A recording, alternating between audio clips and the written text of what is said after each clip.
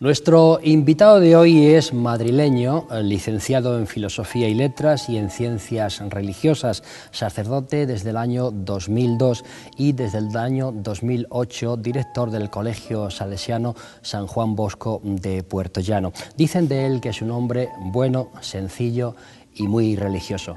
Les quiero presentar a todos ustedes a don José Carlos Sobejano. Bienvenido. Muchísimas gracias, Julián. Es un placer, José Carlos, tenerte aquí con nosotros, de verdad. Para mí también. ¿Qué significa ser salesiano en el año 2013? Pues hombre, en el año 2013, o en la época esta contemporánea que nos toca vivir, ser salesiano significa, yo creo que, en primer lugar, una vocación en el ámbito de la Iglesia. Los salesianos somos, como bien sabemos en la ciudad, en nuestro pueblo de Puertollano, sacerdotes o coadjutores, hermanos laicos o sacerdotes religiosos, y significa, yo creo, el poner, pues eso, una vocación religiosa en el ámbito de la Iglesia al servicio de los demás. O sea, yo creo que un salesiano hoy en día, en esta época que nos ha tocado vivir, tiene que ser una persona religiosa, evidentemente, con una profunda fe, pero abierta siempre a un compromiso práctico, un compromiso, pues los que estamos aquí con nuestra ciudad, con nuestro pueblo de Puertollano, los que están en otro sitio, pues en el ámbito geográfico en el que les toque vivir. José Carlos, desde junio del año 2002, lo decía antes, eres sacerdote. ¿El sacerdocio es una vocación o una necesidad espiritual? Es una vocación. El sacerdocio es una llamada claramente de Dios. Lo que pasa es que, como decimos en la Iglesia, así un poco técnicamente, toda llamada requiere eso, el que recibas el don de la llamada y además el que puedas responder a la llamada. O sea, el sacerdocio yo creo que es una vocación, como decía anteriormente, en el ámbito de la Iglesia, que llega de Dios y que requiere, pues, esa respuesta hacia los demás. Luego, evidentemente, el sacerdote es una persona con nombres y apellidos, en un contexto concreto, con personas concretas, una convivencia con personas concretas, en una diócesis, en una congregación, lo cual requiere, pues, que se trata también de que la persona que ostenta esa vocación sacerdotal, pues pueda, de alguna manera, pues, en su forma de ser, en su modo de vivir, ser consecuente con esa vocación que viene de Dios y que él libremente, pues, ha accedido a ella. Y en eso quiero incidir. ¿Cuándo llegas al convencimiento de dedicar tu vida a los jóvenes y al servicio de Dios? Pues yo entré en el seminario con 13 años, pero era normal en la época. Yo, y cuando lo cuento, pues por lógica la gente dice, con 13 años, y hoy en día con 13 años las decisiones no están prácticamente ni vislumbradas. Es cierto, sí. Y es una realidad. Sin embargo, bueno, pues yo por mi edad, ¿vale? Tengo 40 años, entonces en la época en la que, pues, se tomaban, en este caso, las decisiones, cuando yo tenía 12, 13, 14, 15 años, pues sí que era normal el plantearte, pues es una vocación religiosa o sacerdotal con 13 años, con 12, con 14, por ahí más o menos. De todas maneras, yo recuerdo, y lo he contado en alguna ocasión, que tomé la decisión de irme al seminario no porque tuviera claro que quería ser salesiano o sacerdote, sino porque estudiaba en un colegio salesiano. Como bien has dicho anteriormente, soy de Madrid y bueno, pues siempre mis padres han vivido en torno al colegio salesiano popularmente llamamos en Madrid el Paseo de Extremadura. ¿Colegio de Atocha? No, el de Paseo de Extremadura, el Paseo de Extremadura, un poquito más allá. Sí, el Paseo es verdad. Sí. Y entonces, bueno, pues yo entré allí a estudiar con 6 añitos y con 12, 13 años más o menos, pues sientes o ves que la gente que está a tu lado, los salesianos que están, pues que te dan clase, que están contigo en el patio, que te llevan de excursión los fines de semana, que hay convivencias, que son catequistas, que tal, pues te llama la atención lo que hacen. Entonces yo entro un poco al seminario con 13 años, pues eso, porque me llama la atención. Hoy diría así que técnicamente me enamoraba lo que aquellas personas hacían con nosotros. Estaban todo el día con nosotros en el patio, jugando, yo qué sé, un poco en nuestra compañía, preocupándose de que fuéramos, pues, mejores personas, de que nos preocupáramos, de que nos preparáramos bien para el futuro. Entonces aquella decisión inicial que se produce con 13 años es simplemente porque te gusta algo que otros hacen, punto. Conscientemente, pues a los 17 años es cuando te das cuenta de que la cosa va en serio, de que tienes que responder, como decía anteriormente, a una vocación religiosa, en mi caso sacerdotal, y que merece la pena. Entonces, más o menos sobre los 17 años, cuando yo soy consciente de que puede ser mi camino, puede ser mi vida, y cuando ya con seriedad y con algo más de madurez, que con 13 años por lógico, pues ya comienza el camino. En julio del año 2008 eres nombrado director del Colegio Salesiano de Puertollano. ¿Qué supuso para ti venir a La Mancha y a esta ciudad en concreto? Pues en primer lugar un desconocimiento. Quiero decir, me refiero a la ciudad. Yo había venido algún encuentro que pues, los salesianos a veces cuando somos jóvenes en periodos de formación tenemos, y bueno, pues en Puerto Llano había estado un par de veces o tres, creo recordar, en esos encuentros. Entonces, pues Puerto Llano geográficamente significa para mí pues un lugar donde simplemente había estado de paso, nunca había estado destinado como salesiano. Entonces, geográficamente era una novedad. ¿De acuerdo? Y bueno, pues también era un reto de alguna manera. Es la casa que tenemos más al sur de nuestra inspectoría, de nuestra provincia religiosa de Madrid. Y bueno, pues una casa, la verdad que muy querida en la inspectoría y por los salesianos de Madrid, muy querida. Los salesianos que han pasado por aquí, pues hablan todos de unos buenísimos periodos de realización personal, de vida religiosa, de trabajo con los jóvenes sobre todo. Entonces, a nivel geográfico supuso para mí, pues, no sé, un reto, un desconocimiento. A nivel humano, pues, el reto de tener que dirigir un colegio, como es el Colegio Salesiano de nuestra ciudad, el Colegio San Juan Bosco, con la larguísima tradición que tiene. Y con lo grande que es. Y con lo grande que es, eso es, sí, con lo grande que es. Y a nivel religioso, sacerdotal, salesiano, pues yo creo que era también un reto, ¿de acuerdo? Era una obediencia nueva que la inspectoría, el provincial me pedía, y requería de alguna manera pues poner mi persona con sus debilidades y con sus cualidades al servicio de esta casa salesiana y sobre todo al servicio de los jóvenes de nuestro pueblo, de nuestra ciudad. La verdad es que uno se emociona y yo me emociono pensando los muchos años que yo he estado unido al Colegio Salesiano de Puerto Llano y las grandes personas que han pasado por ahí, José Carlos. Sí, el Colegio Salesiano de Puerto Llano es una institución en nuestra inspectoría. Decía antes que es la casa más al sur de nuestra provincia religiosa, de nuestra inspectoría salesiana de Madrid, y sin embargo es una casa que desde que nació, fundamentada en antiguos alumnos jóvenes de aquí de nuestro pueblo, como bien sabes, que fueron a Madrid a estudiar a colegios nuestros y se quedaron tan enamorados de aquella vida que tuvieron en Madrid, en los colegios salesianos, que cuando volvieron aquí al pueblo, pues quisieron que la Virgen María Auxiliadora, la procesión de María Auxiliadora saliera por las calles de su pueblo y que además su pueblo, su ciudad, tuviera pues eso, un colegio conforme al que ellos habían estado en Madrid. Entonces este colegio para nosotros, esta casa salesiana para nosotros ha sido muy significativa.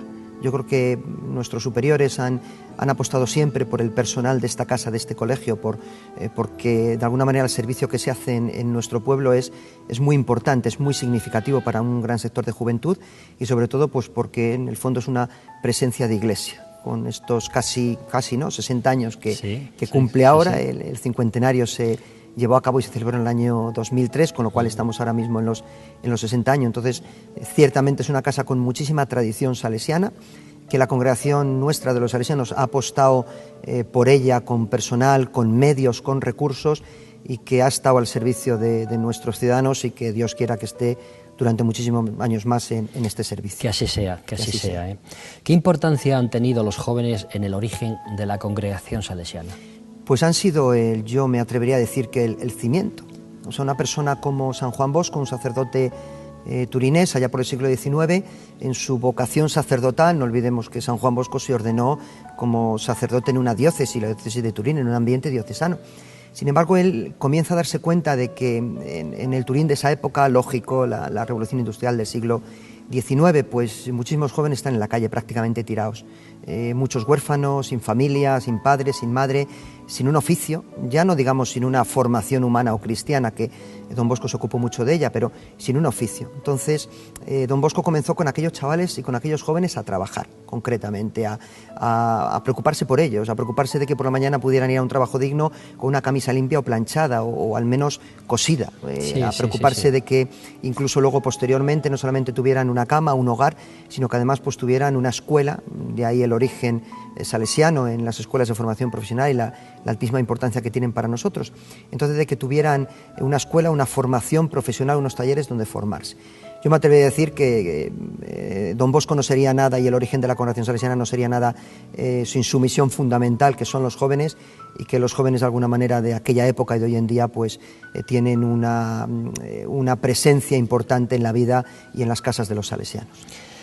¿Cómo es el Colegio Salesiano de Puerto Llano en la actualidad? Materias que se imparten, profesorado, cuéntanos. Es un colegio grande, sí, muy grande. Muy grande. Sí, es un colegio que, pues como decía, desde el año 53 ha ido sufriendo diversas transformaciones, ya no solamente en el ámbito material, estructural de edificios, sino también en el ámbito de las personas. Un colegio que hoy en día aúna a unos 1.200 alumnos. Estamos estos días todavía cerrando la matriculación de algunos, lo cual supone pues eso, la amplitud de espacios y la amplitud de recursos personales que tiene que tener al servicio de los muchachos. Estructuralmente está dividido en varias secciones. Hacemos desde educación infantil, primaria, secundaria, PCP y bachillerato, y también la importantísima formación profesional. Comenzamos en lo que serían los 3 años con la educación infantil y luego pues se concluye con más o menos 22, 23 años el grado superior, encontrándonos hoy en día con casos curiosos como hijos o alumnos nuestros que su padre o su madre están estudiando en el colegio, porque en el momento social que estamos viviendo pues han querido terminar estudio de formación profesional y bueno, pues hasta hoy en día nos encontramos esa realidad. Entonces esas son un poquito las secciones del colegio. De personal estamos 72, personal de administración y servicios, personal contratado evidentemente para todo el tema de las secciones, en el ámbito de los claustros, de profesorado. De personal de administración y servicios hay 4 personas destinadas a ello y de profesores pues un total de 68. Quiere decir que los recursos humanos en la estructura actual del colegio pues son muy amplios y requieren pues una inversión clara en las personas, en la formación, en la preparación del profesorado sobre todo, para estar al día en lo que se requiere en el ámbito educativo. ¿Qué materias o qué niveles son los más demandados en la actualidad? Pues me atrevería a decir prácticamente que todos. O sea, gracias a Dios y creo que al buen hacer del colegio y al prestigio del que goza el colegio, hoy en día prácticamente todas las secciones están muy demandadas.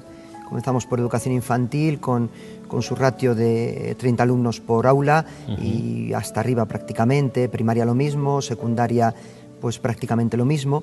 Bachillerato es lo que está flojeando estos años, también en línea yo creo que con la educación. Hace poquitos días teníamos una reunión con el servicio de inspección y bueno, pues dándonos números a los directores de los colegios, de los centros de Puerto Llano, pues se veía eso, que el bachillerato quizá por el tema de la crisis está siendo un poquito menos demandado y sin embargo ha crecido muchísimo la demanda en formación profesional.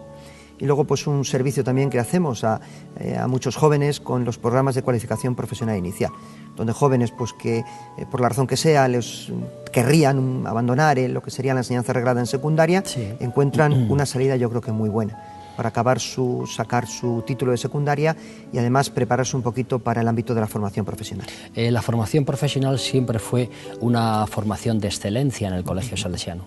Sí. ¿Sigue siendo así? Sigue siendo, sí. O sea, yo creo que la oferta de formación profesional tiene que ser en un colegio salesiano una oferta privilegiada y muy cuidada, cualquier sección, porque en las secciones al fin y al cabo tienes ciudadanos en forma o en personas de alumnos que requieren pues eso, una formación de calidad. Pero si cabe es verdad que los colegios salesianos han destacado siempre por el tema de la formación profesional. De hecho, anteriormente te indicaba, y bien lo sabes, Julián, que el colegio, el modelo de colegio salesiano nació con la formación profesional, porque Don Bosco se preocupó de que los chavales no solamente tuvieran una casa o un hogar, o como decía antes, una camisa bien remendada, sino que tuvieran también pues una formación. Entonces él se dio cuenta que la formación ideal en aquel ámbito del siglo XIX, revolución industrial, era fundamentalmente el tema de la formación profesional, los talleres, que entonces eran de zapatería, de sastrería, el tema de imprenta y todo eso que Don Bosco inició, y hoy en día pues han derivado y han variado. Nosotros, por ejemplo, pues tenemos hoy en día grados medios de el tema de chapa y pintura, electromecánica de vehículos, electrónica y electricidad, electrónica hoy en día con el formato de telecomunicaciones, y en grado superior tenemos electricidad y electrónica, ¿de acuerdo? Han variado, repito, conforme al inicio y conforme a los tiempos, lógico y normal, pero sin embargo es verdad que cuidamos muchísimo esa formación profesional porque entendemos que los alumnos que se forman con nosotros en formación profesional van a ser trabajadores, van a ser personas demandadas, Dios quiera, en un futuro próximo en nuestro mercado laboral. Formados, José Carlos, no solo salen formados como buenos profesionales, sino como buenas personas. Es algo que damos muchísima importancia. O sea, el colegio salesiano tiene un carácter propio, basado evidentemente en el humanismo cristiano y en la educación católica. Entonces es verdad que cuidamos muchísimo esto en nuestros alumnos. Yo, como cualquier centro educativo, tiene que tener como norte el que sus alumnos no solamente sean buenos profesionales, sino sean buenas personas. En nuestro caso, además de buenas personas, como diría Don Bosco, pues cristianos honrados y ciudadanos en condiciones en donde les toque vivir. Y es verdad que nos preocupa muchísimo eso, una formación humana en valores, una ética amplia que les coloque en la vida. Y una de las cosas que a mí más me alegra es que los empresarios o personas pues, que reciben a nuestros alumnos en lo que se llaman las prácticas, la formación en centros de trabajo, en formación profesional, valoran mucho esa formación en los alumnos.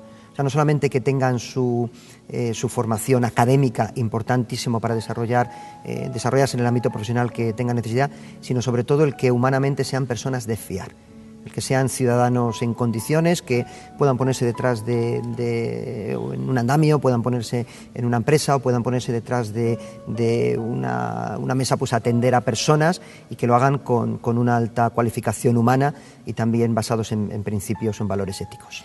José Carlos, ¿de qué forma el colegio está integrado en la ciudad de Puerto Llano? Pues yo creo que de una forma muy significativa. Me decía en una ocasión Joaquín, nuestro alcalde anterior, que no se entendería parte de la historia de Puerto Llano sin el colegio salesiano. Y es verdad. A mí me llamó muchísimo la atención. Yo al fin y al cabo soy novela aquí, llevo 5 años, no conozco algo de la historia de Puerto Llano, de exposiciones, de lecturas, de la formación personal que he tenido pues, con nuestra geografía, con nuestras costumbres y con lo que vivimos en nuestra ciudad. Y bueno, pues me pareció muy lanzada lo que sería la interpretación de Joaquín. Luego pensándolo, esto lo hablé con él hace un par de años más o menos, y luego la verdad es que pasando el tiempo y viendo la realidad de nuestra ciudad, pues sí que te das cuenta de esto, de que la parte de la historia de Puerto Llano desde el año 53, sí. Aparte del complejo industrial que creo que se fundó en el año 52, sí. Calvo Sotelo, Repsol, por eso digo más o menos vinieron a la par el complejo industrial y lo que sería el colegio salesiano, pues es como un puzzle, o sea, yo creo que se cayeron bien uno al otro. Es decir, la ciudad de alguna manera vio positivo a aquellos frailes, aquellos religiosos, aquellos salesianos que se ocupaban de los jóvenes de la época, del 53-54, y de alguna manera los salesianos siempre han estado muy identificados con la realidad social de esta ciudad. O sea, no se construyó, no se puso aquí un colegio para élites, no se puso un colegio pues para que tuviera un prestigio forzado, sino que se creó un colegio para los jóvenes del pueblo, para los niños del pueblo. Y creo que esto supuso de alguna manera esa empatía con la ciudad. Entonces yo sí que me atrevería a decir que esta ciudad de alguna manera le debe algo a los salesianos. Sin duda, eso sin duda. Y que los salesianos también le debemos muchísimo a esta ciudad, por lo que para nosotros ha aportado como congregación y también evidentemente en la realidad de los salesianos, de los profesores que están o que han estado en estos 60 años aquí identificados con el colegio. Y abundo en eso, ¿no? Porque ¿qué significan para esta ciudad San Juan Bosco y María Auxiliadora? Pues yo creo que mucho también. Aquellos jóvenes intrépidos que salieron de esta ciudad hace 70 años a estudiar y que en Madrid estudiaron en colegios salesianos, quisieron traer precisamente a nuestra ciudad, a nuestro pueblo, a Don Bosco y a María Auxiliadora. A María Auxiliadora en el formato de su procesión, de lo que significa para cualquier joven la devoción a María Auxiliadora en un colegio salesiano. Aquellos jóvenes quisieron que en nuestra ciudad pues pudiera salir la procesión de María Auxiliadora igual que salía en Madrid en los colegios de Atocha o Carabanchel donde ellos estudiaron. Y luego también quisieron traer a Don Bosco. ¿Cómo? Pues concretamente en forma de los salesianos. O sea, yo creo que con nuestros defectos, con nuestras debilidades, con las cosas pues que a veces no realizamos buenas como cualquier ser humano, pero evidentemente aquellos jóvenes quisieron traer a Don Bosco en el formato de los salesianos, que los salesianos que estén en esta ciudad pues sean de alguna manera un pequeño, un mediano, a veces un mediocre Don Bosco, pero que Don Bosco siga actuando en la vida de los jóvenes, evidentemente también en lo que sería la devoción y la figura histórica de Don Bosco. Hace un año y pico, de hecho, tuvimos la inmensa suerte de poder tener aquí pues lo que sería la reliquia de San Juan Bosco. Nuestro rector mayor decidió hace 4 años y preparando el segundo centenario del nacimiento de San Juan Bosco, que celebraremos en el año 2015, pues quiso que una especie de urna con la reliquia de San Juan Bosco recorriera todos los colegios salesianos del mundo. El 15, el 16 de junio del año 2012, estamos en el 13, con lo cual fue en el 12 esa reliquia llegó aquí. Comenzó su periplo de unas 24 horas más o menos en nuestra ermita de Virgen de Gracia y bueno, pues desde allí fue en procesión hasta el colegio y durante 24 horas alumnos, padres, antiguos alumnos pudieron estar delante de Don Bosco. Entonces aquellos jóvenes, a veces lo comentamos en el colegio, que aquellos jóvenes que decidieron fundar el colegio aquí de los salesianos, pues jamás hubieran soñado que la vida real de Don Bosco, que la urna con la reliquia de Don Bosco pudiera estar aquí en el colegio y pudiera recorrer también las calles de este nuestro pueblo. Es un auténtico honor, de verdad. Un auténtico honor fue, no lo dudes. ¿Qué necesidades, el colegio es un colegio concertado, qué necesidades tiene en la actualidad? Pues necesidades, bueno, pues ahora mismo yo creo que más o menos son cubiertas en lo que sería el espacio del concierto educativo y en lo que sería la inversión también de la congregación salesiana. Es verdad que a veces sentimos que nos estamos quedando pequeños, no porque queramos crecer, sino porque el aumento de ratio y otras cuestiones pues ha traído a nuestras aulas más alumnos y ha supuesto evidentemente el tener que multiplicar los espacios. Ahora mismo las necesidades serían un poquito más básicas desde ese punto de vista, quizá de algunos espacios. Hay gente que me dice, ¿cuándo vais a construir me refiero a las necesidades materiales, ¿cuándo vais a construir un polideportivo? ¿Cuándo vais a...? Bueno, pues yo creo que la congregación, la Inspectoría de los Salesianos también poco a poco van a ir cubriendo esas necesidades que pudiera tener en instalaciones en nuestro colegio. Y en cuanto a los recursos humanos, yo sí que me atrevería a decir que quizá la necesidad fundamental es que el profesor, el educador salesiano en nuestro colegio, no salesiano en la escuela pública o en otro tipo de centros concertados, pues tenga la necesidad de estar enamorado de su trabajo. O sea, yo creo que el docente, el profesor, en cualquier colegio, repito, y en nuestro colegio con el estilo salesiano, tiene que ser alguien que esté enamorado de su trabajo. Es básico porque es una profesión vocacional. Exacto, sí. Entonces yo creo que una necesidad fundamental es esa. O sea, el seguir teniendo, el que nuestra sociedad se siga dotando de profesores, de maestros de taller, en cualquiera de los ámbitos, y en nuestro colegio con ese estilo salesiano, que sean capaces de trabajar como Don Bosco querría hoy. Evidentemente varía a lo que él hizo hace 150 años, pero como Don Bosco querría hoy en nuestro colegio. Yo creo que es una necesidad fundamental, no porque no se lleve a cabo, sino porque siempre hay que estar en un continuo crecimiento. El que nos formemos, nos preparemos para responder salesianamente a lo que nuestros muchachos y nuestros jóvenes quieren es fundamental. También porque es una obligación de fidelidad a las familias. O sea, cuando una familia libremente escoge un tipo de colegio, y repito, me da igual que sea un colegio público, un colegio concertado de otro tipo, o un colegio salesiano, creo que ese colegio tiene que ser altísimamente fiel a la demanda de las familias. Una familia que escoge el colegio salesiano lo escoge porque es un colegio salesiano. Sin duda. No, y acepta un ideario. Exacto, sí. Gracias a Dios tenemos también pues eso, el dar servicio, porque yo creo que un colegio también, un centro educativo, tiene que dar un servicio claro a la zona en la que está. Entonces también tenemos el inmenso privilegio de que la mayor parte de nuestros alumnos de infantil, primaria y secundaria son de nuestra zona, con lo cual el colegio hace un servicio al barrio concreto en el que se sitúa, de Santa Ana, Avenida María Auxiliadora, cualquier esquina del barrio, cualquier zona del barrio, pues tiene el servicio del colegio. Entonces, como te indicaba, cuando un padre, una madre, cuando una familia escoge el colegio salesiano para sus hijos, tiene que encontrarse con que los profesionales que allí estemos seamos fieles a lo que ellos escogen, esto es, al carisma y a la identidad salesiana. Sin duda que sí. En estos casi 5 años que llevas como director, ¿de qué actos o cosas o eventos te sientes más orgulloso? Pues yo, la verdad es que me siento orgulloso, no soy una persona de grandes eventos, ni de grandes cosas, me siento orgulloso y creo que es lo principal que destacaría de los eventos del día a día. O sea, de poder abrir el colegio todos los días a las 8:15 de la mañana, cerrarlo a las 9:30, 10 menos cuarto de la noche, incluso en verano, para que los jóvenes del barrio pues, puedan jugar en sus patios, en sus instalaciones, y que el colegio de alguna manera cumpla con su función. Que siga habiendo jóvenes o niños que pueden venir a jugar, que pueden venir a educarse. Yo creo que el evento fundamental del que me puedo sentir orgulloso es de esa fidelidad que el colegio tiene día a día desde que abre sus puertas hasta que las cierra. Luego es verdad que el colegio ha vivido eventos importantes, o sea, evidentemente en todo lo que es el ambiente salesiano de aquí de Puertollano, como decía anteriormente, la avenida de la Urna con la reliquia de San Juan Bosco ha sido algo muy importante, muy importante para los que allí estamos. Luego también me atrevería a decir que el colegio tiene una grandísima, muy significativa apuesta por la calidad educativa. Hemos vivido así 2 eventos importantes, que ha sido la obtención del sello más 400 FQM de calidad europea, y el año pasado, en el mes de mayo, pues la obtención del sello más 500 en calidad europea. Han sido 2 momentos que a mí por lo menos me han ayudado muchísimo a vivir un poco esa vocación de calidad del colegio. Sobre todo también porque en esos 2 eventos yo indiqué una cosa muy importante, y es que recibimos ese premio no por ser los mejores, jamás. Recibimos el premio a la calidad educativa europea en su forma más 400 y posteriormente más 500, sobre todo por la vocación de servicio diario y por la fidelidad diaria. Creo que ninguna institución puede decir soy la mejor o somos los mejores, tendríamos que huir de ese triunfalismo siempre, y creo que todas las instituciones tendrían que estar abiertas a que su servicio sea bueno, sea fiel cada día a lo que los ciudadanos demandan. José Carlos, ser salesiano como ser alumno o antiguo alumno, ¿no crees tú que eso te impregna tu vida presente y futura siempre? Sí, estoy convencido, marca carácter. Sí. La Iglesia decimos de algunos sacramentos que marcan carácter, pues yo creo que el ser salesiano, o el vivir en un colegio salesiano, o el ser alumno en un colegio salesiano marca carácter, estoy convencido de ello. O sea, nuestros alumnos con sus compromisos de vida, sí.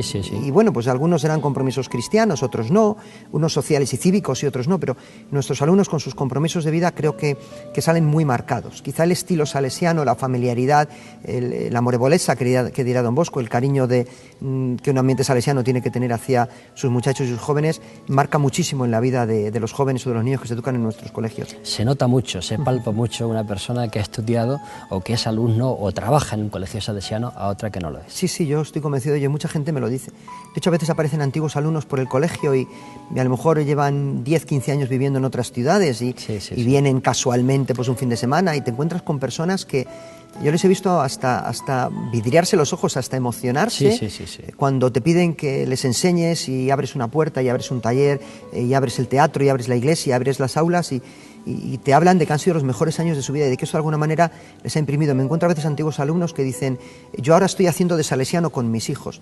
O sea, yo estoy haciendo lo que aquí me enseñasteis, ese estilo de educación lo estoy haciendo ahora con mis hijos, con mis hijas. Y qué bonito, ¿verdad? La verdad es que es una cosa, yo creo que extraordinaria, encantadora. En efecto, imprime carácter y creo que un buen carácter.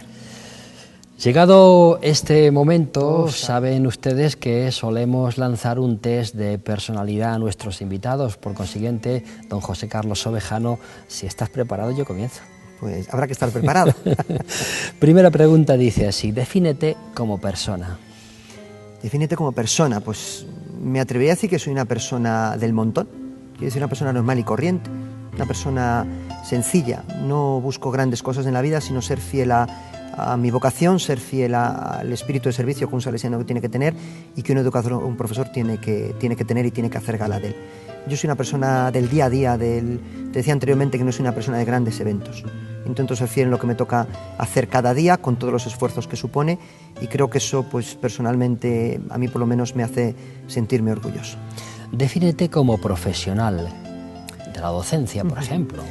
Pues yo como profesional de la docencia me atrevería a decir que soy una persona entregada, muy escrupuloso en el ejercicio de las funciones que me toca hacer, aunque a veces se cometan errores, ¿de acuerdo? Y aunque a veces haya debilidades lógicas en la vida de todo ser humano, pero intento ser muy escrupuloso en el ejercicio de mis funciones, en mis clases, en la preparación, en la dirección, en este caso, del colegio, en la atención a las personas.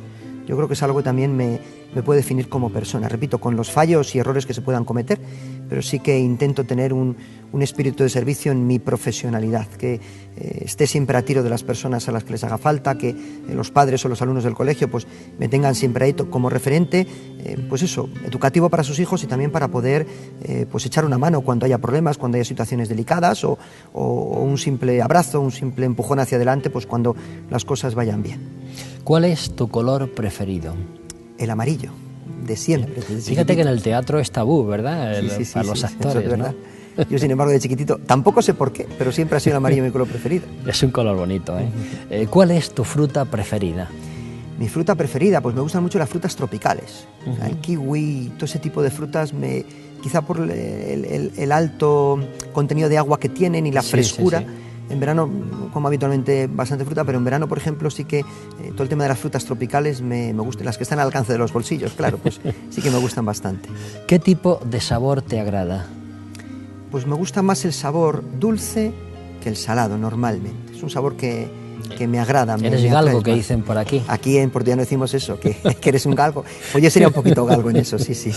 ¿Qué tipo de ropa te gusta usar? Pues ropa cómoda. O sea, no soy una persona ni de marcas ni de ropas lujosas. Me gusta usar ropa cómoda con la que me encuentre bien y con la que me encuentre un poquito definido también. Tampoco tengo un estilo concreto de vestir, nunca me ha preocupado mucho. Me preocupa pues el ir limpio, el ir aseado y el que la ropa que lleves pues de alguna manera también de un poquito de dignidad, evidentemente, a lo que representa, a la persona. Pero no, quiero decir, no me preocupa el llevar ropas muy buenas, sino algo que me sienta cómodo y que en los momentos en que tienes que estar elegante lo estés y en los momentos que tengas que estar de sport pues lo puedas estar. ¿Qué mascota preferirías tener? Pues un perro. ¿No lo tienes? No. En el colegio. Difícil el colegio. Claro, en el colegio, antaño, hasta hace unos 10 años, yo creo, 12 por ahí más o menos, pues había un perro.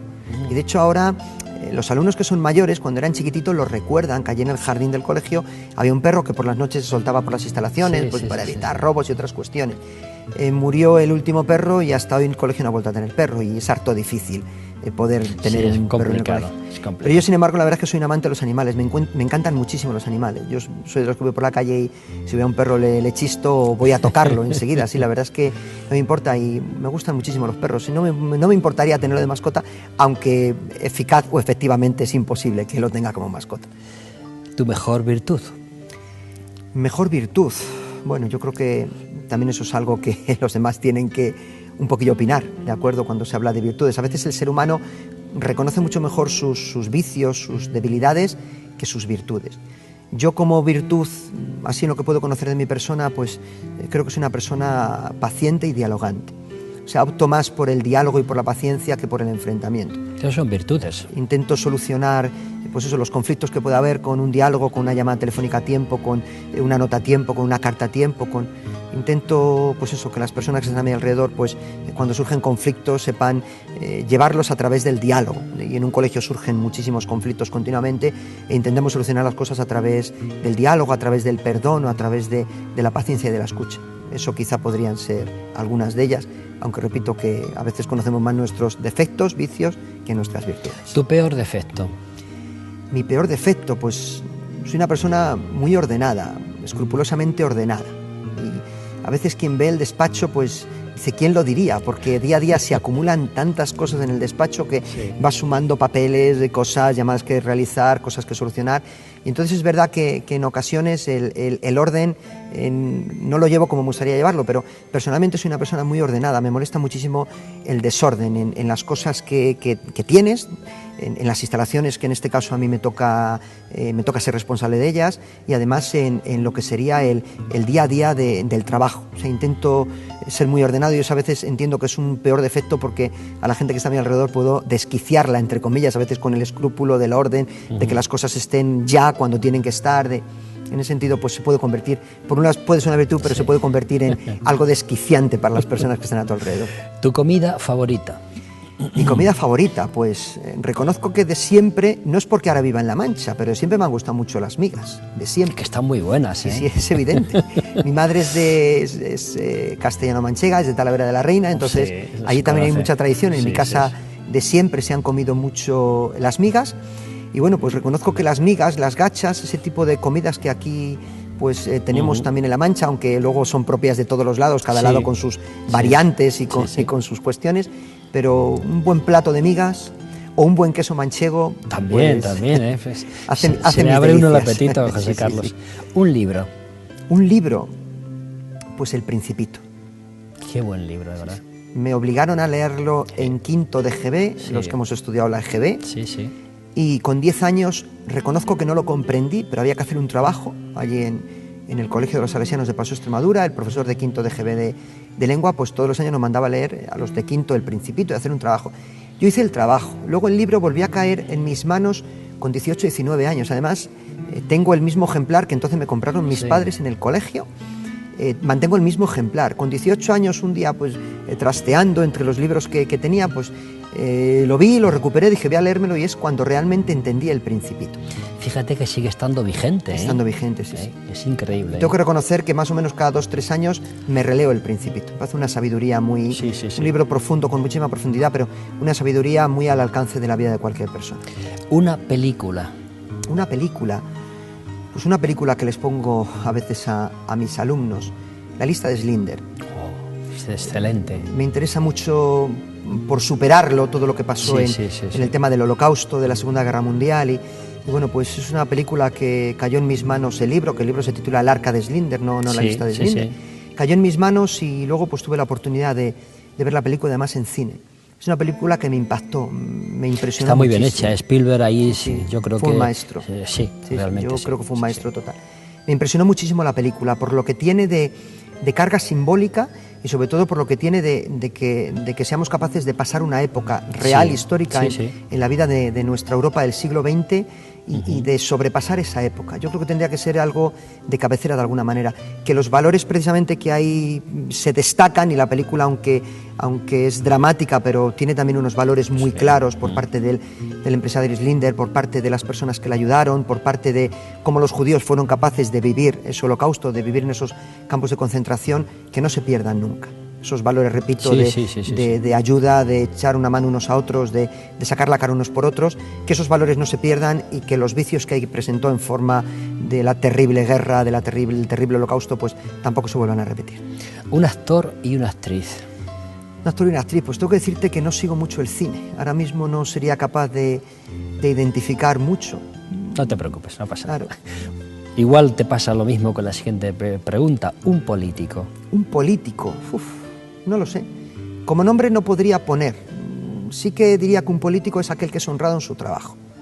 O sea, yo creo que la política también es una vocación. Sí, sí. El que llega a la política tiene que estar vocacionado para ello, y entonces yo creo que el nombre del político que podría destacar es aquel que está por vocación en su trabajo y que es una persona honrada, que mira por los ciudadanos. Creo que el político, pues como es el caso del sacerdote, ¿vale?, tiene que tener una entrega casi de 24 horas al día y los 365 días del año. Entonces me quedo con aquellos políticos que miran por su pueblo, que miran por sus ciudades, por su comunidad autónoma, por su país, y que miran con honradez, que saben que lo que ellos hacen tiene que redundar en el bien de los ciudadanos y en un bien claro. El otro día estuve viendo pues una entrevista que le hacía Samaite a nuestra alcaldesa, y pues me gustó una cosa que dijo, y es que le gustaría que su acción política, hablaba de los 2 años que la quedan hasta las próximas elecciones municipales, pues que ella comentaba que le gustaría que su acción política llegara a lo concreto de los ciudadanos, que si por ejemplo un día aparecen 3 papeleras rotas, que la acción política concreta del día a día pues fuera a arreglar esas papeleras y que los ciudadanos pudieran ver pues esa realidad de que la opción política y la acción política les llega a ellos. Por tanto, me quedaría con... No pongo nombres, ¿de acuerdo? Creo que también en la Iglesia... Pero acabas de definir muy bien cómo tiene que ser un político. Yo creo que la Iglesia también tiene que estar no con unos políticos concretos, con nombres, apellidos o colores, sino con la acción política, sobre todo porque al fin y al cabo la acción política de un alcalde, de un presidente de comunidad autónoma, de un presidente de una nación, tiene que mirar por los ciudadanos, y la Iglesia tiene que cooperar con ese poder político, mirando en lo que le toca por los ciudadanos y colaborando con el poder político en lo que redunde en el bien de los ciudadanos. Una ideología. Una ideología, pues para mí claramente el Evangelio, aunque el Evangelio no es tampoco una ideología como tal, pero bueno, podríamos entender que ideología como valores, como valor de vida, como valor vital. Entonces para mí el valor vital es el Evangelio de Jesús. Sobra la siguiente pregunta, José Carlos, ¿una religión? Pues evidentemente la religión cristiana en este caso. Soy cristiano por bautismo, soy cristiano por sacramento, soy cristiano además por... Llega un momento apostólico y romano. Exacto, sí. Y llega un momento en la vida en el que te das cuenta de que tienes que ser cristiano por opción, no porque alguien, tus padres decidieron bautizarte o la propia vida te ha ido haciendo caminar por la propia realidad social que has vivido, por una opción cristiana, sino que hay un momento en el que tú tienes que decir, soy cristiano porque quiero ser cristiano, porque me convence la fe cristiana. Y sí que me atrevería a decir en este momento, Julián, una cosa muy importante, y es que independientemente de que cada uno tengamos una religión, yo creo que tendríamos que ser artistas en el respeto religioso, en el que es cristiano, sacerdote, católico, o el que es musulmán, o el que es de cualquier religión, fuera capaz de respetar la opción religiosa del otro y además de colaborar. Y creo que en esto el Papa Francisco nos está dando una lección enorme de apertura. Es un gran Papa, de verdad. Es un gran Papa. Un programa de televisión. Un programa de televisión. Pues no veo mucho la televisión. Veo, como decía mi abuela, el parte, lo que es el telediario. Yo, mi abuela se guiaba siempre, ya cuando la mujer fue mayor y estaba un poquillo sorda y el tema de los relojes no lo entendía muy bien, decía, ¿ha llegado el parte? Yo una vez pregunté a mi padre, ¿por qué la abuela pregunta? Y me explicó todo el tema de la guerra, de los partes, del tema horario y tal. Bueno, pues ahí se queda. Yo, no sé, me gusta un poco estar al día de informaciones. No tengo tampoco mucho tiempo para ver la televisión. Entonces es verdad que cuando puedo, pues eso, programas como el telediario, como En Portada, pues algunos programas que de alguna manera pues definen o ayudan un poquito a formar, pues sí que me gustan. ¿Qué te pone de los nervios? ¿Qué me pone de los nervios? Pues reconozco que me cuesta poco ponerme de los nervios. Antes lo decía quizá como virtud, aunque no soy yo el que tengo que hablar de las virtudes que pueda tener. Pero reconozco que soy una persona muy tranquila, ¿vale? Tengo mi genio y tengo mi nervio interior, pero en lo que soy sacerdote y en las funciones que tengo, director de un colegio, profesor o coordinador de lo que me toca, las personas que están a mi alrededor buscan serenidad.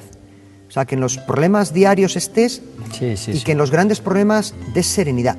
Busques soluciones y des soluciones, pero ayudes a no sacar las cosas de quicio y a dar serenidad. Entonces yo creo que en ese sentido pues hay pocas cosas que me pongan de los nervios. Me puede poner de los nervios, por ejemplo, te decía anteriormente, soy una persona muy ordenada, el desorden a mi alrededor, de personas, me puede poner de los nervios el que las personas no sean fieles a lo que tienen que hacer, a sus trabajos, a sus ocupaciones, pues me puede poner de los nervios, pero vamos, intento siempre, pues eso, más el diálogo, repito, que el perder los nervios o el ponerme de los nervios. ¿Qué no perdonarías? ¿Qué no perdonaría? Pues yo creo que nada. Y creo que nada, también esto es una idea un poquito más virtual quizá, creo que nada porque creo que alguien que hace de Dios su modus vivendi, el cimiento de su vida, pues bueno, el Evangelio dice aquello de que hay que perdonar 70 veces 7. Cuando yo era pequeño multiplicaba el 7 por 7, los chicos hoy en día multiplican el 70 por 7 y te da una cifra, pero bien sabemos que lo que quiere decir Jesús con eso es que hay que perdonar siempre. Entonces yo creo que, aunque a veces tienes rencores y dolores interiores, en mi caso, la persona, ¿vale? El sacerdote debería ser una persona que pueda perdonar todo. Aunque, repito, que quede algún rencor interior, pero eso el tiempo lo cura, con lo cual los rencores ya desaparecerán. Pero que los profesionales, los vocacionados de la Iglesia seamos capaces de vivir sin rencores y de perdonar, creo que es un testimonio muy claro que tenemos que dar en nuestro mundo. Aunque cueste y aunque no seamos expertos en ello. ¿Qué te hace reír? Pues todo. Yo soy una persona muy risueña. Sí, reconozco que soy una persona muy risueña. Un buen chiste, por ejemplo. Tengo amigos que yo no sé contar chistes, soy muy soso para contar chistes, pero tengo amigos que de vez en cuando pues me dicen, oye, el último, o me mandan un chiste por email y tal, porque saben que soy muy agradecido, por ejemplo, con los chistes. Y me hace reír un poquito emocionadamente también, yo qué sé, la emoción de la vida de las personas que están a nuestro alrededor. Cuando ves que un anciano se emociona por algo, cuando ves que un crío pues sonríe a carcajada limpia por algo y una carcajada sana, pues reconozco que eso me produce la risa, una risa sana, una risa amplia con los demás. ¿Qué te hace llorar? ¿Qué me hace llorar? Pues no soy una persona muy llorona tampoco, ¿vale?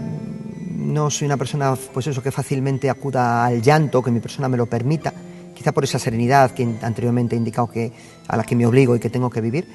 Pero no sé, me hacen llorar, pues yo qué sé, estos días, por ejemplo, estoy recibiendo a familias que quieren acceder a las becas que la Diputación ha sacado a través de los ayuntamientos para el tema de los comedores escolares, el tema del material escolar. Entonces, recibir a personas en el despacho, en un pasillo, que te piden un certificado, que ya aprovechas un poco, no para hurgar en sus vidas, sino para ponerte a tiro en sus vidas.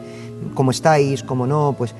Y hay personas que el último mes, los últimos días, pues llegan al despacho, se sientan y se emocionan y lloran con pena de no tener un buen plato de comida diario que sacar para sus hijos, de hacerles falta un material escolar, que el colegio también tiene que echar una manilla en eso a través de sus asociaciones y también evidentemente a través de los poderes públicos, como son esas subvenciones que han salido. Entonces reconozco que, aunque no llore, me produce una emoción interior que tengo que controlar.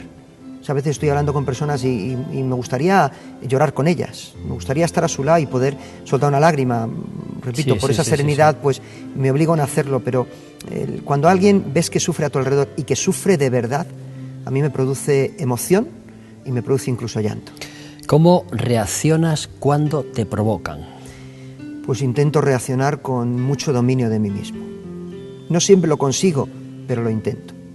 Yo soy de los que digo que una palabra a destiempo puede producir dolor en personas.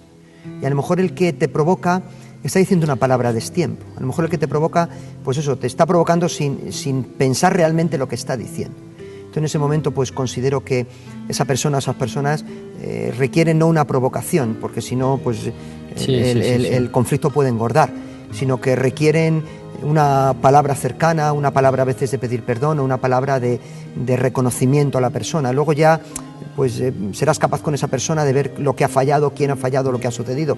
Pero en principio ante la provocación yo creo que tendríamos que ser dueños de nuestras palabras, para no engordar esas provocaciones, esos conflictos, y también evidentemente para echar una mano a la persona que nos provoca, que a lo mejor a veces te provoca porque está fuera de sí, porque tiene un problema, porque tiene algo, y es una forma de buscar una solución. También tengo un amigo sacerdote que dice que las personas que se acercan a la Iglesia y el colegio salesiano es una presencia de iglesia Sí. y yo al fin y al cabo soy un miembro de la iglesia, deberían encontrar siempre paz cuando se acercan. Entonces, le he oído esto hablar desde los 22, 23 años, entonces me echo a mí mismo en esta realidad, de que ante una provocación de alguien que se acerca por la razón que sea a ti, pues tiene que encontrar paz o tienes que ayudarle tú a buscar un poquito esa paz. ¿Expresas fácilmente lo que sientes? Sí, totalmente. Soy una persona totalmente transparente. Soy una persona más bien callada. Y los que están en mi entorno me dicen, ¿quién lo diría que seas una persona tímida y callada? Pues soy una persona más bien tímida y callada. Eso lo reconozco y en lo poco mucho que me conozco a mí mismo, pues es un rasgo de mi identidad, ser más bien callado, más bien tímido. A veces las relaciones sociales pues reconozco que me cuestan, pero es verdad que intento en la vida de alguna manera eso, el poder estar con las personas que están a mi alrededor y bueno, pues el poder echarles una mano y servirles en lo que pueda, aunque, repito, a veces pues te cuesta por esa forma personal que tienes de ser o de vivir. José Carlos, la siguiente pregunta quizás sobra para un sacerdote, pero te la digo porque viene en el test. ¿Eres capaz de guardar un secreto? Sí, por supuesto. Sobradamente. O sea, la discreción personal por el cargo que tengo y evidentemente el secreto por el tema sacerdotal es algo fundamental. Sin duda. ¿Cuántas horas trabajas al día? Pues muchas, pero te digo lo mismo, quizá por vocación o por pasión. O sea, evidentemente los religiosos, los sacerdotes, al no tener familia, tenemos familia de otra manera, pero al no tener una esposa que atender o unos hijos que atender, pues eso supone que las 24 horas del día tienen que estar, entre comillas, disponible. No trabajo, evidentemente, las 24 horas del día. Hay que dividir el día en porciones pues, de convivencia con los demás, de estar en un ambiente un poquito más distendido, en mi caso de patio con los chavales, de diálogos informales en el colegio, por las tardes con las personas. Pero reconozco que trabajo muchísimas horas. Quizá el cargo me lo obliga y mi forma de ser, mi orden, mi escrúpulo para responder un poco a todo también me lo obliga. ¿Qué añoras de tu niñez? ¿Qué añoro de mi niñez?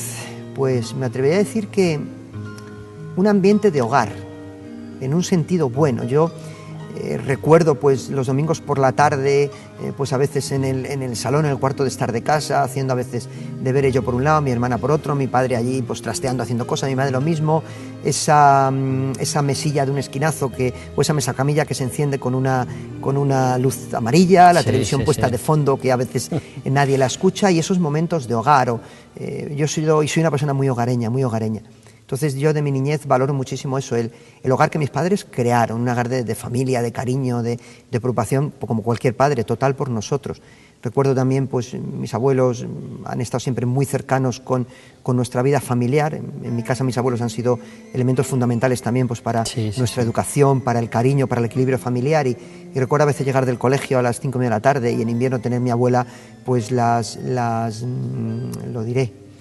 castañas asaditas en la estufa de gas que tenía en el cuarto de estar. Entonces yo recuerdo con mucho cariño el ambiente de hogar. ¿A quién eres incapaz de decir no? Pues a nadie. Ya lo sabía. A nadie. Lo sabía. Yo cualquier persona que llega para algo, y de hecho yo creo que es uno de mis defectos, porque yo evidentemente me obliga a muchas horas de trabajo, pero me cuesta mucho decir que no. Me parece una infidelidad decir que no a alguien. ¿Tienes alguna manía? Pues sí, digo yo que no soy una persona muy maniática, pero yo qué sé. Alguna habrá, ¿verdad? Tengo una manía práctica, y es que desde chiquitito, yo no sé por qué, pero siempre he tenido los pañuelos bordados con mi nombre.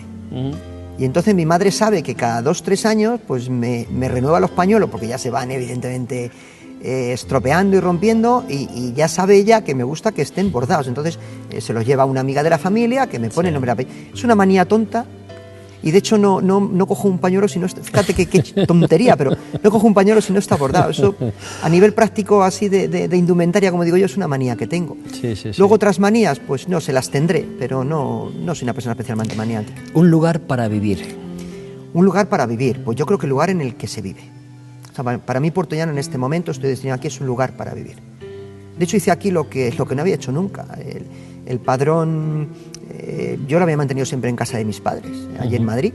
De hecho, pues como siempre me he movido cerca de Madrid, pues cuando había votaciones o algo, pues cogía el coche a las 8:30 de la mañana, iba, votaba, me tomaba el chocolate con churros con mis padres y ¡bumba! Y otra vez, porque era domingo normalmente, había en la parroquia, las misas y eso, y tenías que estar.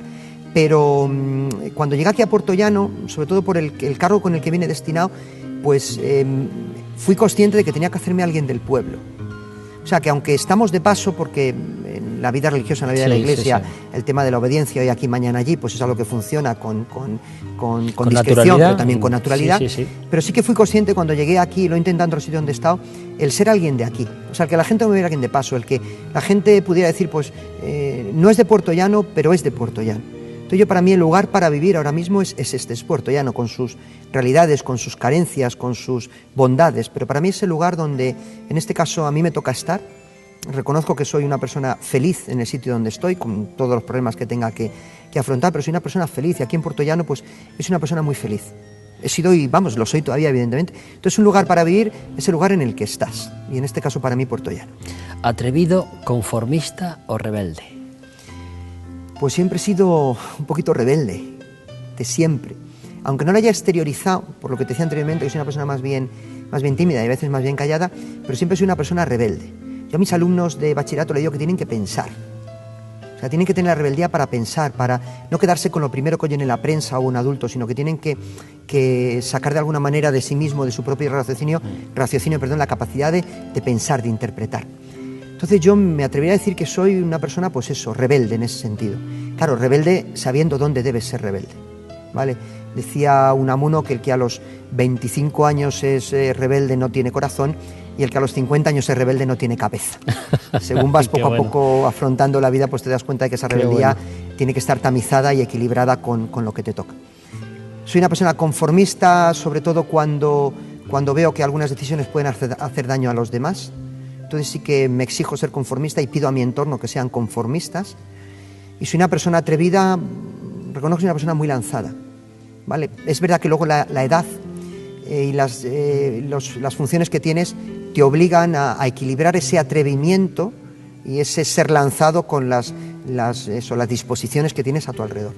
Pero sí, por ejemplo, soy un enamorado de la montaña, entonces cuando voy con jóvenes, no, evidentemente soy mucho más equilibrado, pero cuando voy solo con gente adulta, que vamos 3 o 4 en verano, tal, pues reconozco que me gusta la montaña, me gusta escarbar, me gusta subir, soy una persona atrevida en ese sentido, y eso es también algo, yo creo, de mi propia personalidad. ¿A qué edad te convertiste en hombre? ¿A qué edad me convertí en hombre? Pues yo creo que a los 18 años, 17, 18 años. Tiene que ver un poquito quizá con el momento en el que pues en mi caso decides ser salesiano porque te gusta lo que hacen contigo, estás en el seminario, todo sigue su ritmo, pero en un momento determinado pues alguien te dice, oye, esto va en serio, y tu conciencia te dice, hay que dar un paso, ya no un paso de que estés a gusto, sino un paso de que tú vas a ser esto. Y yo creo que a los 17, 18 años, cuando tomas esa determinación ya un poquito más adulto, en mi caso es cuando dejas de ser niño y comienzas a ser, o adolescente, y comienzas a ser hombre ya con un futuro al menos definido. Un lema de vida. Un lema de vida. Pues yo me atrevería a decir un lema de Don Bosco, ¿vale? Le hemos impuesto un poquito también en el colegio, en las becas que ponemos a los alumnos cuando acaban grado superior, grado medio, bachillerato, lo ponemos, ¿vale? Haced siempre el bien y no esperéis la recompensa del mundo, sino simplemente la de Dios. Esta frase cayó en mis manos hace unos 5 o 6 años, y en el colegio, en diversos, cuando hacemos algún panfleto o algo, lo solemos poner. Yo creo que tendría que ser en la vida de un salesiano algo sagrado. Hacer siempre el bien a los demás, independientemente de lo que el mundo diga o de lo que tu entorno diga, buscando en conciencia, claro, que has hecho el bien, siendo consciente de que has hecho el bien, y esperando simplemente la recompensa de Dios. Ese es un gran lema, José Carlos. Lo intentamos en la vida. Ya ven ustedes que en el día de hoy hemos conocido a don José Carlos Ovejano, director del Colegio Salesiano de Puertollano y sacerdote. Yo decía que decían de él y dicen de él que es un hombre bueno, sencillo y muy religioso. Créanme que llevan razón y que yo le felicito porque no cambies, por favor. Muchísimas gracias. Muchísimas gracias por estar aquí con nosotros. A ti, porque está muy a gusto, y es la primera vez que vengo aquí a este plató, pero me he sentido muy a gusto con el personal, con vosotros, y de estar aquí en esta casa, que al fin y al cabo es una casa de televisión de nuestro entorno, de Puertollano y de Ciudad Real, y creo que eso es importante. Muy agradecido, de verdad. Gracias. Dije aquel día, nada tenía, y tú te fuiste de mí. Háblame de lo que has encontrado Cuéntame cómo te ha ido, si has conocido la felicidad. Cuéntame cómo te ha ido, si has conocido la felicidad. ¿Cómo estás sin un amigo? Te has convencido que yo tenía razón. Es igual, vente conmigo, aún sigue vivo tu amor en mi corazón. Háblame de lo que has encontrado en tu largo caminar. Cuéntame cómo te ha ido, si has conocido la felicidad. Cuéntame cómo te ha ido, si has conocido la felicidad. Te soñaba.